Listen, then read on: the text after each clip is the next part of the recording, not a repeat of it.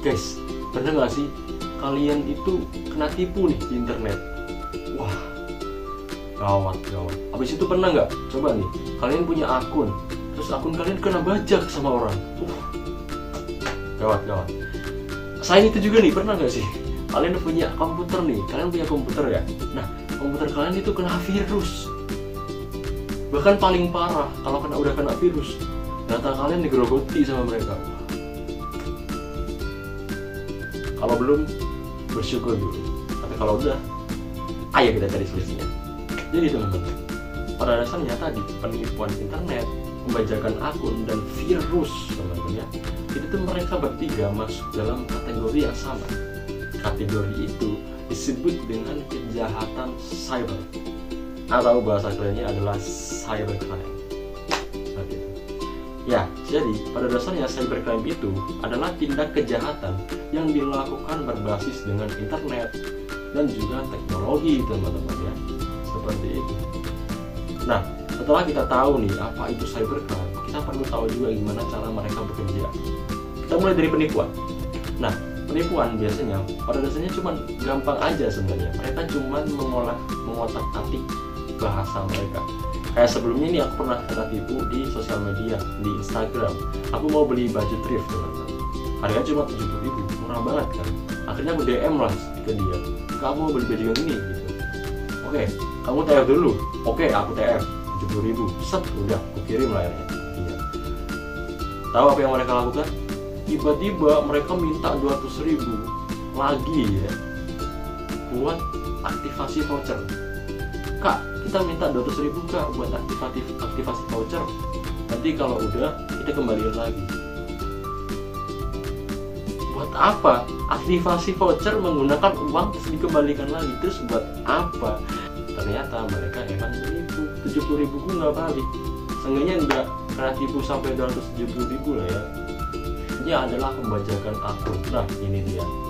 Biasanya banyak banget nih korban-korbannya adalah player game online teman-teman ya. Tapi selain itu juga nggak cuma game-game online aja sih, juga ada akun-akun yang penting juga kayak sosial media dan juga bahkan sampai bank loh, pernah mungkin ada ya kalau sampai biasanya mereka itu kita tanpa sadar ya memasukkan data penting kita ke dalam sebuah mungkin website atau aplikasi yang milik para hacker tersebut.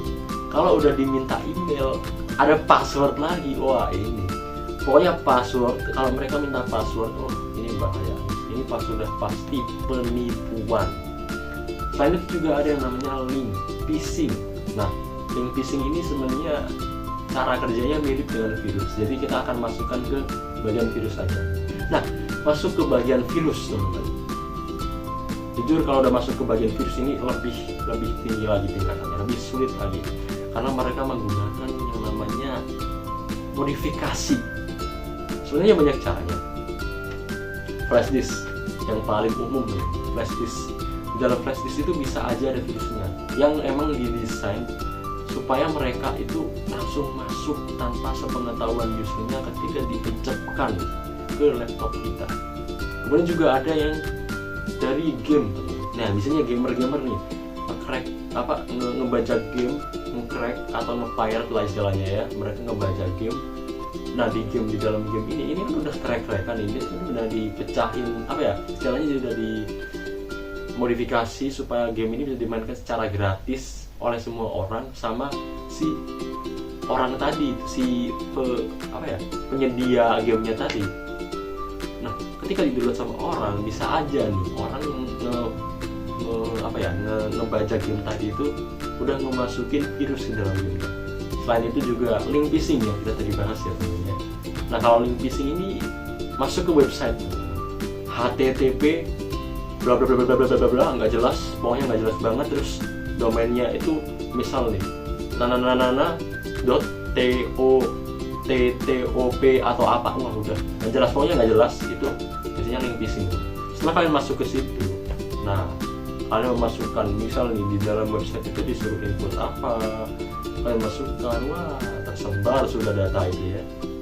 Atau biasanya website itu tuh otomatis menyuruh kita download sesuatu, udah tiba-tiba di download aja gitu. Nah, ketika udah di-download, kita nggak tahu ini kan download apaan, bisa jadi itu virus. Nah, setelah kita tahu gimana cara mereka menyerang dan bagaimana cara mereka bekerja, sekarang kita masuk ke pencegahan.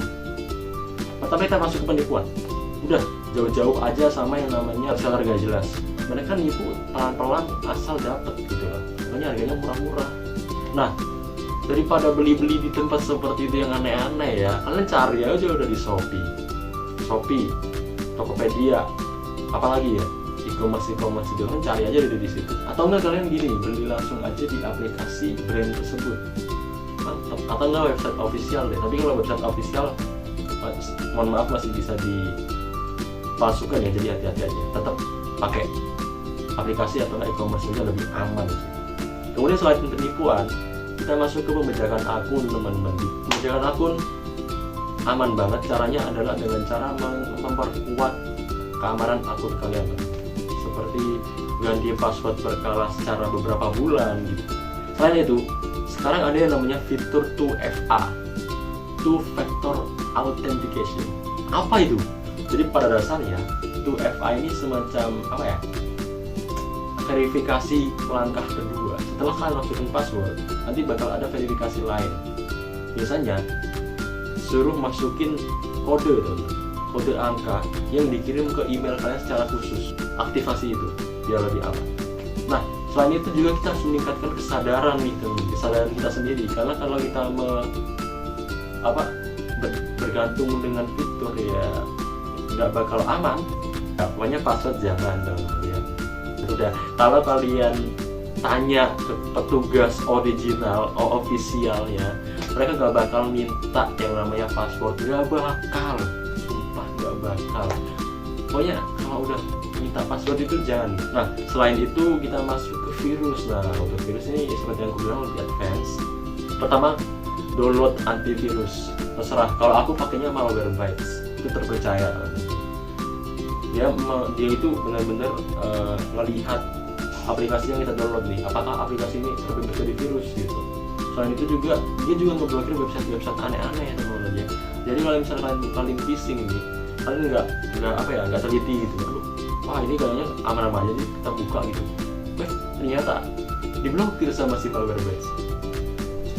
Ternyata adalah website aneh-aneh.